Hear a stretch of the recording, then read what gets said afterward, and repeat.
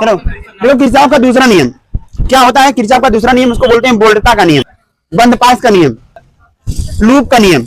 Loop बताना है अभी क्या होता है। बंद पास को अंग्रेजी में लूप कहते हैं, बंद परिपथ होता है उसी को अंग्रेजी में लूप कहते हैं। LOOP।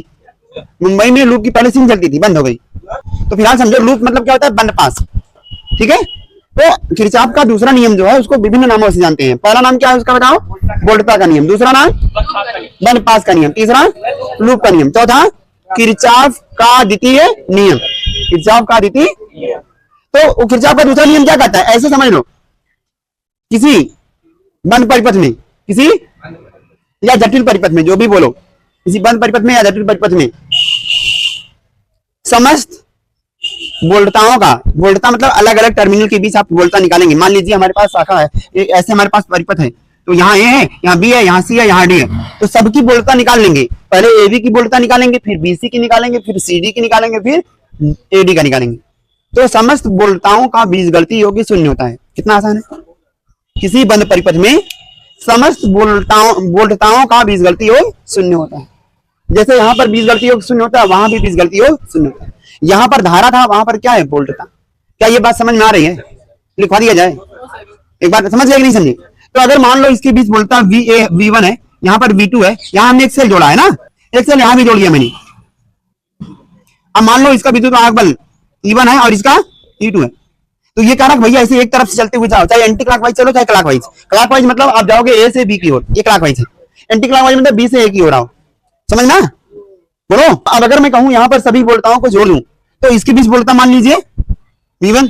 अब बोल्टता निकालते कैसे हैं, I इंटू R। तो इसमें जो धारा रहेगी और जो प्रतिरोध रहेगा दोनों का गुणा कर देंगे तो बोल्टता निकल जाएगा। तो बोल्टता हमारे पास V1 प्लस V2। यहाँ पर क्या है, ये प्लस से माइनस की ओर निकल रहा है, माइनस से प्लस की ओर, माइनस से प्लस की ओर, तो यहां पर प्लस E1 होगा। फिर यहां पर माइनस से किधर की ओर निकल रहा है, प्लस, तो यहां प्लस E2 होगा। ठीक है। और बराबर क्या आएगा, और कुछ बचा नहीं तो बराबर 0। लेकिन किंतु परंतु एक चीज और है, बोल्टता का मान निगेटिव लेते हैं जब हम धारा की दिशा में चलते हैं। तो बताओ धारा प्लस से किधर की हो जाएगा, माइनस की। तो अगर मैं धारा की दिशा में ले रहा हूं तो V1 का वैल्यू निगेटिव और V2 का वैल्यू भी negative. Are you getting my point और नॉट। तो ए से बी की ओर जा रहा हूं, ये कितना आएगा V1। बी से सी की ओर जा रहा हूं, कितना आएगा V2। अब यहाँ माइनस से प्लस पे आ रहे हैं तो प्लस लिखेंगे, जिस पे निकलोगे वही वाला चिन्ह लेना है आपको। तो हम प्लस टर्मिनल पे निकल रहे हैं इसलिए प्लस लिखेंगे, प्लस E1, और यहाँ पर प्लस आया। ये विद्युत वाहक बल है। अब सुन लो, ये दोनों निगेटिव हो जाएगा, क्या आएगा, प्लस। तो E1 प्लस E2 बराबर V1 प्लस, यानी समस्त, यहाँ पर मैं कहूंगा समस्त बोल्टताओं का बीजगणितीय योग उनके विद्युत वाहक बलों के योग के बराबर होता है। जैसे यहाँ पे बोला वैसे वहां पे बोलूंगा। किसी बंद परिपथ में समस्त बोल्टताओं का या समस्त टर्मिनल विभवांतर का बीजगणितीय योग उनके विद्युत वाहक बलों के बीजगणितीय योग के बराबर होता है। ठीक है, बोलो। ठीक है, पढ़ के आओ, कल फिर पूछेंगे। करते हैं बच्चों, आपका एक बार फिर से समर्पण एक पल में। आज हम लोग पढ़ेंगे क्लास 12। क्या पढ़ा है, किरचॉफ के पहले नियम को ऑलरेडी हम लोग पढ़ चुके हैं। नियम हेड लगा लीजिए सब लोग। किरचॉफ का द्वितीय नियम, ठीक है, इसको अंग्रेजी में कहते हैं KVL, Kirchhoff's bolt law. KVL, Kirchhoff's bolt law. बहुत सारे नाम इसके हैं। अगला है, इसे कहते हैं बोल्टता का नियम। क्या कहते हैं भाई, बोल्टता का नियम। और क्या कहते हैं इसको, बंद पास का नियम। बंद पास का नियम, बंद पास को हम लूप कहते हैं बच्चा। ठीक है, तो केवल लूप बोलेंगे, लूप का नियम। अब इसको हम बताते हैं क्या होता है। ये देखो, अगर मान लीजिए, ठीक है समझिए, ये मान लीजिए हमारे पास वाय प्रतिरोध है, यहां पर हमारे पास क्या है, एक ईएमएफ है या एक बैटरी जुड़ी हुई है जिसका ईएमएफ E1 है। क्या है, E1। वाय प्रतिरोध R। सुनिए, यहां पर एक दूसरा सेल जुड़ा हुआ है इसके साथ। ठीक है, अभी यहां जोड़ते हैं, तो सेल का आंतरिक प्रतिरोध यहाँ पे हम ना मान के चल रहे हैं।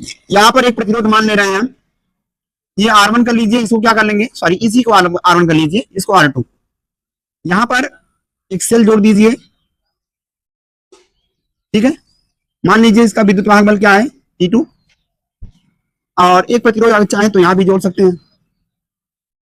ठीक है, I3 कर लीजिए इसको, प्रतिरोध क्या करेंगे, R3। ठीक है, अब सुनिए हमारी बात। तो किरचॉफ का दूसरा नियम या वोल्टता का नियम या बंद पास का नियम या लूप का नियम सब एक ही चीज है। कहता क्या है ये नियम? ये नियम कहता है कि किसी बंद परिपथ में सभी सिरों के बीच का टर्मिनल विभवांतर बीजगणितीय योग शून्य होता है। मतलब यहाँ पर जितने भी टर्मिनल विभवांतर हैं सबको निकालिए, सबको जोड़ दीजिए, परिणामी क्या आएगा? 0। समझ में आया कि नहीं आया? बोलो।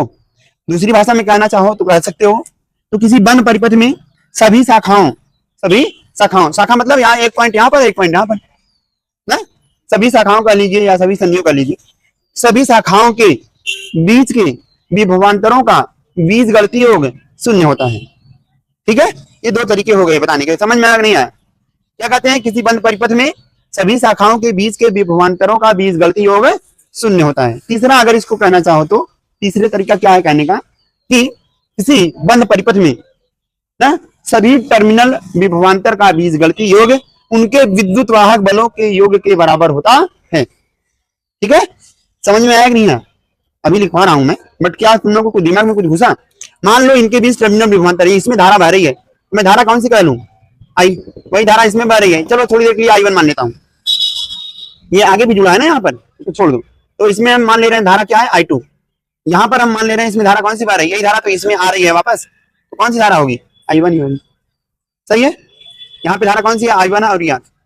ठीक, क्लियर हुआ? अगर यहाँ पे थोड़ा ऐसे कर दोगे, मान लो जोड़ दिए, तो अब यहाँ पे धारा भी आप अलग कर सकते हो, I3। तो क्या ये कह रहा है कि भैया यहाँ पर जो टोटल विभवांतर होगा उनका बीजगणितीय योग शून्य होगा। जब कुल विभवांतर की बात करेंगे तो उसमें विद्युत वाहक बल को भी जोड़ा जाता है। ठीक है, एक चीज याद रखिएगा आप लोग, धारा की दिशा में विभवांतर अगर निकालेंगे तो नेगेटिव साइन के साथ लिखेंगे। विभवांतर कैसे निकालते हैं? V बराबर I इंटू R। तो अगर मैं धारा की दिशा में V निकाल रहा हूं, यानी विभवांतर धारा की दिशा में ज्ञात कर रहे हैं, तो इसके आगे माइनस का साइन होगा, यहाँ भी माइनस। ठीक है, लेकिन अगर धारा की विपरीत दिशा में निकाल रहा हूं, जैसे धारा इधर जा रही है और हम एंटी क्लॉकवाइज चलते हुए आ रहे हैं, तो यहाँ पर इसका मान प्लस हो जाएगा। आई होप आपको समझ में आया होगा। ठीक है, मैं समझा देता हूँ, दोनों ही तरीकों में बात वही है। अगर आप धारा की दिशा में विभवांतर निकाल रहे हैं तो किस साइन के साथ दिखाएंगे? माइनस साइन के साथ। लेकिन विद्युत वाहक बल में केवल ये ध्यान देना है कि हम प्लस सिरे पर निकल रहे हैं कि माइनस। अंतिम सिरा जो निकलेगा विद्युत वाहक बल के पहले उसी चिन्ह का यूज होगा।